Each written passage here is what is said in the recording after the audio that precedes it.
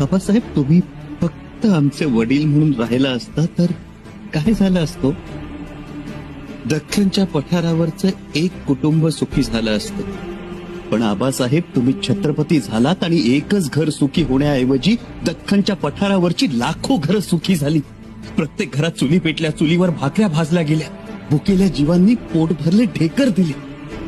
आबासाहेब, तुम्ही छत्रपती झालात आणि आया बहिणींच्या मनात विश्वास जागा झाला आणि 350 वर्षांनंतर दख्खनच्या पठारावरच्या मंदिरांमध्ये पुन्हा आरत्या गायल्या जाऊ लागल्या.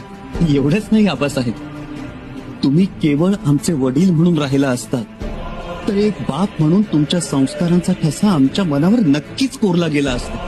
पण या दख्खनच्या काळ्या पत्थरावर राजमुद्रेचा ठसा उमटला नसता. प्रतिपश चंद्रलेखे व वर्धेश्वर विश्वमंदिता शाह सुनो शिवसैच्या मुद्रा भद्राय राजते.